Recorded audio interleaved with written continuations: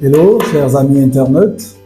Nous voici encore à nos rendez-vous d'échange, la compréhension de la santé du sportif et de sa pratique sportive.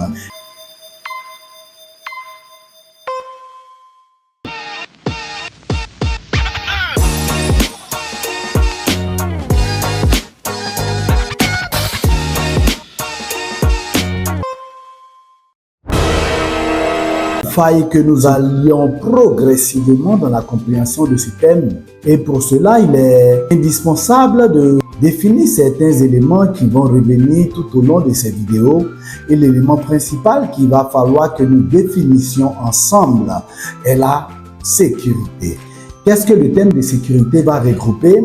Cela nous permettra également de faire une différence entre ce qu'on peut appeler sécurité et sûreté, même si en évoluant, la sûreté peut être incluse dans la sécurité globale. Le thème de sécurité est aujourd'hui un thème transversal. Cela signifie que quel que soit le domaine dans lequel vous pouvez vous retrouver, que ce soit au niveau alimentaire, on parle de sécurité alimentaire, que cela soit au niveau étatique, on parle de la sécurité de l'État.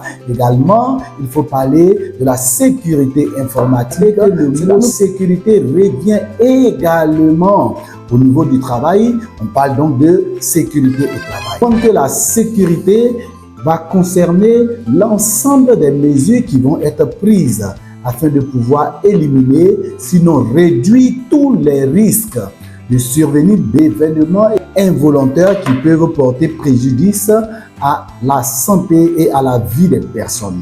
Ainsi, à contrario, la sécurité va être l'ensemble des mesures qui vont être prises en vue d'éviter des risques qui sont liés à des actes volontaires qui sont causés par des personnes de façon consciente. La sécurité est un état dans lequel une personne, un groupe est protégé contre la survenue de risques, de menaces et de dangers immédiats.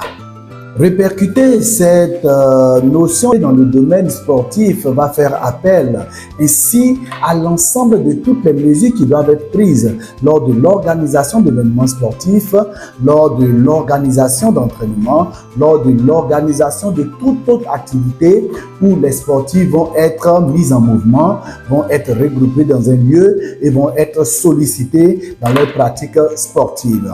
Cette activité sportive doit être totalement sécurisée et totalement en sécurité pour les athlètes lorsque toutes ces mesures et toutes ces balises et tout ce qui est norme en la matière auront été mises en œuvre pour garantir une pratique sportive saine, sans dommage ni survenue d'événements accidentels ni d'événements naturels qui pourraient porter préjudice à la vie de tous ces athlètes. La particularité de la sécurité est que la sécurité nous envoie dans un domaine qui a des normes. C'est-à-dire c'est un domaine qui a des réglementations, c'est un domaine qui a un processus à mettre en œuvre. La sécurité va faire appel également à un process qui est labellisé et qui, respecté, permettra d'avoir une activité avec la pleine sécurité.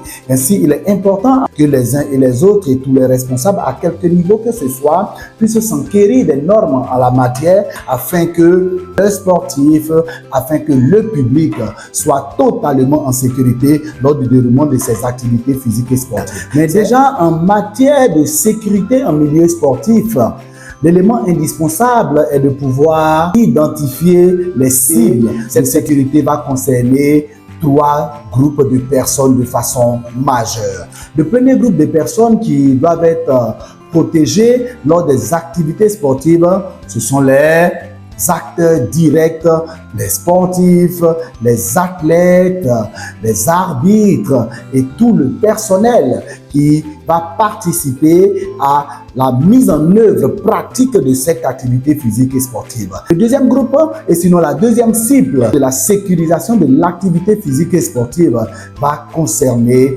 les spectateurs. Et malheureusement, l'on a constaté que les activités physiques et sportives qui ont été organisées de façon impeccable, mais qui malheureusement n'ont pas pris en compte la sécurité concernant le public ont malheureusement viré à des drames qui ont entraîné et sinon qui ont gâché la fête sportive qui a été goupillée de longue date. Nous pouvons avoir également aussi des souvenirs de stades et d'infrastructures sportives qui malheureusement ont été mises en berne et sinon malheureusement été suspendues du fait de la mauvaise gestion de la sécurité au niveau du public. Ainsi, nous allons parler également de la sécurisation de l'événement côté spectateur. Le troisième groupe de personnes qui doivent être incluses dans la sécurité des événements sportifs, ce sont les dirigeants.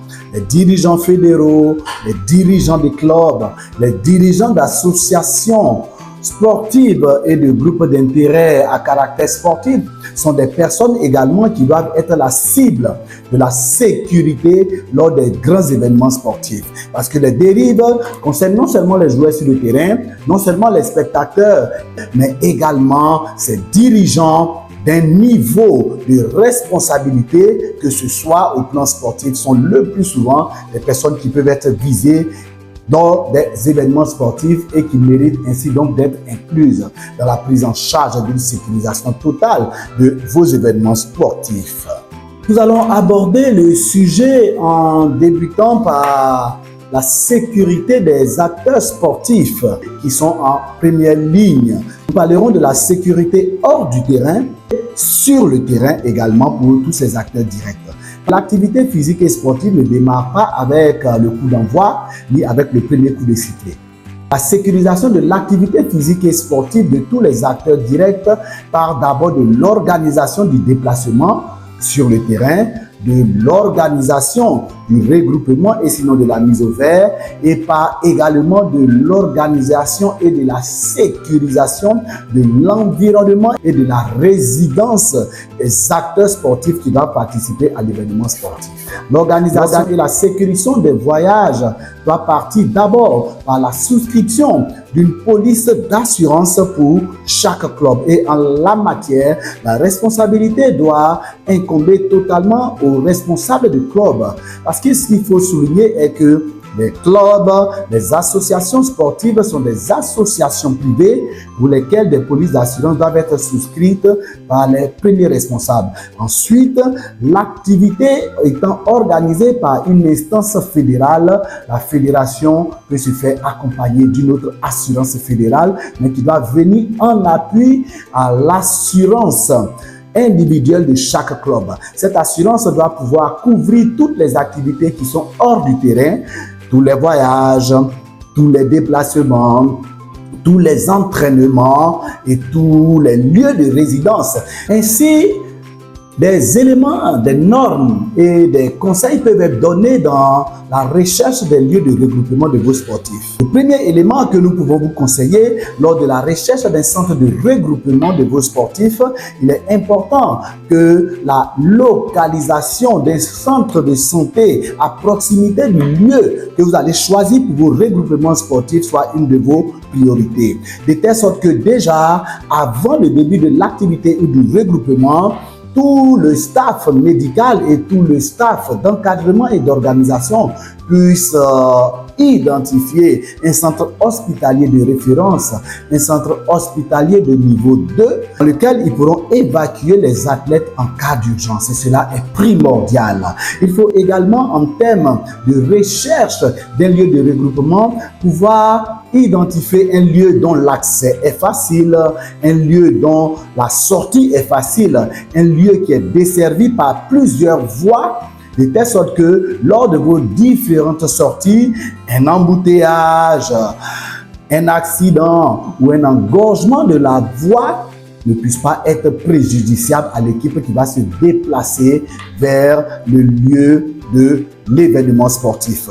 Si l'événement est organisé par un pays, par une institution, en la matière, cette institution doit pouvoir prendre en compte ces éléments de proximité dont un centre hospitalier de référence. Également, lors de vos activités, de vos regroupements sportifs, Les enceintes qui doivent être choisies doivent pouvoir respecter des normes qui permettent une possibilité d'évacuation rapide en cas de danger d'un membre du staff ou en cas de danger pouvant atteindre un des athlètes ou un des joueurs lors du regroupement. Ainsi, il va être important de pouvoir disposer des voies praticables qui puissent permettre l'accès du site de regroupement à une ambulance ou à tout autre véhicule d'évacuation si d'aventure le lieu de regroupement était en danger ou si d'aventure un des athlètes ou un des acteurs présents au regroupement était en difficulté et nécessitait en urgence une évacuation sur un centre hospitalier à partir du lieu de regroupement. Pour revenir encore sur la notion d'assurance, l'une des premières responsabilités des clubs et des organisations qui vont créer un événement sportif, c'est de pouvoir recourir à ce qu'on peut appeler une responsabilité civile. La responsabilité civile en matière d'assurance qui va permettre de prendre en compte la sécurisation globale de l'événement.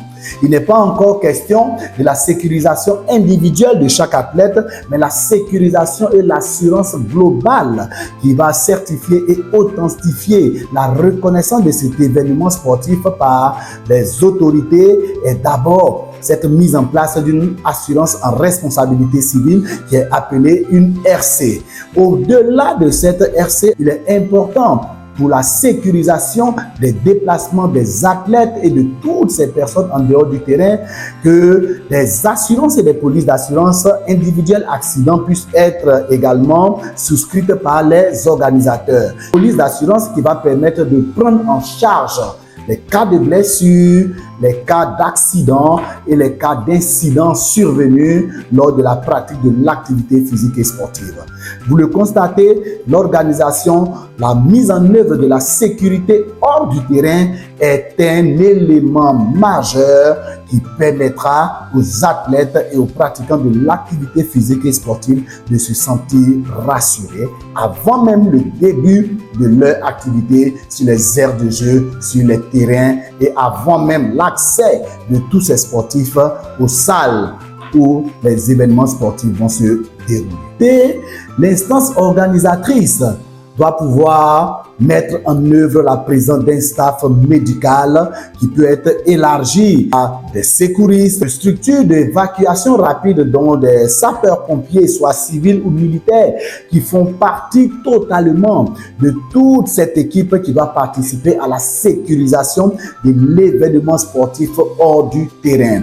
En plus de cela, comme nous l'avons dit, les clubs, quelles que soient les disciplines sportives, sont des associations privées. Et ces associations privées doivent pouvoir s'attacher les services d'un staff médical qui doit pouvoir être d'abord en première ligne dans l'encadrement des athlètes qui sont au sein de ces clubs et au sein de ces associations sportives.